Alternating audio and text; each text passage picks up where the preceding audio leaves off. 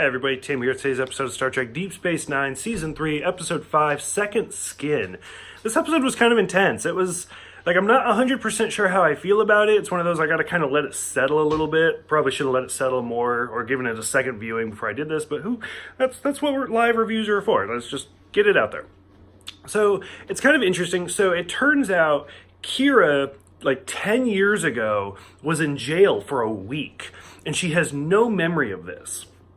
So she starts trying to question what's going on. So she looks up, who else was in the jail cell? And she calls the guy up, and he's like, yeah, I remember you. You were there, but you, wore your hair different, stuff like that. And she's like, okay, I have to go and do research. So on her way to go look into this, she gets kidnapped. And she wakes up, and she's a Cardassian. So instantly, this episode kind of gave me a flashback to the Next Generation episode where Troy wakes up and she's a Romulan. But so Kira wakes up, she's a Cardassian, and they're like, so you're actually part of the Obsidian Order, and you've been a sleeper agent for all these years. The real Kira, we captured and she died. We genetically altered you and we implanted you, basically you took her place and you've just been living out her life. And we had to suppress your memories because, for obvious reasons, but now we're ready to bring you back home and get you back to the way you are. And so Kira's like, what?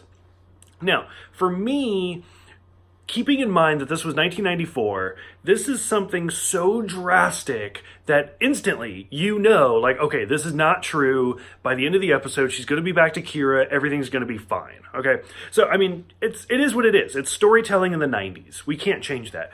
If this episode aired today, you'd have no idea what the fuck's going to happen. She actually could be a Cardassian. It doesn't matter if we're 3 seasons in, because they don't, nowadays we do make those big drastic changes. But like I said, 1994, maybe 95, I don't remember. So it's kind of interesting, and slowly she's really resistant to it. They bring in the actual Kira's body so she can see it.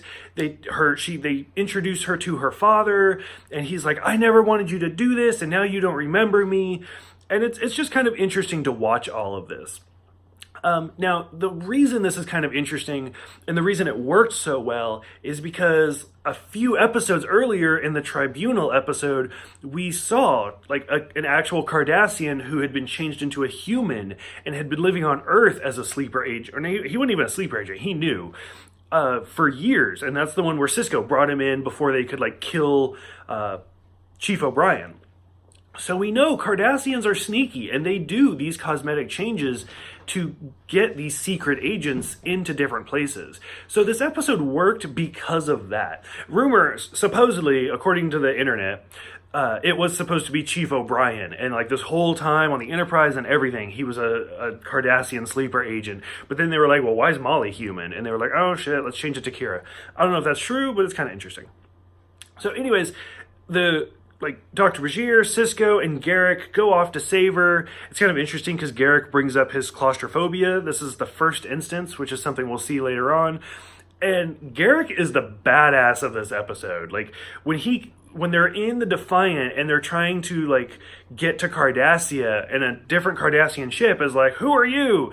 And Garrick's like, this rule, this regulation, subparagraph B, C, blah, you're going to delete your records and you're going to back the fuck off. And the Cardassian's like, yes, sir. And he just leaves. And Cisco's like, what was that? And he's like, oh, it's just something I overheard in my tailor shop. And you're like, this is why Garrick is such a great character. Garrick's probably the best character in Deep Space Nine. So overall, like I said, of course, we get to the end. It turns out that they were going to do this or something. Or no, I'm sorry. The actual guy's daughter is a sleeper agent, and she is out there somewhere, but it's not Kira. And so now and it was all just this big subplot to get this guy to try to save his daughter and betray the Cardassians. So it actually had nothing to do with Kira. It was all about this government official. So overall, I think it's a really good episode. It's a little conspiracy theory for my taste, but I think by the end of the episode, and just because to watch Garrick be a badass, the payoff was worth it, and it was a pretty decent episode. I kind of dug it. And again, this is one of those where it shows the darker side of Star Trek. So for those who have seen this one, do you agree that in the first 10 minutes when Kira wakes up, you're like, okay, I'm not fooled. She's going to be Bajoran by the end? Or were you actually like, oh, what's going to happen in this?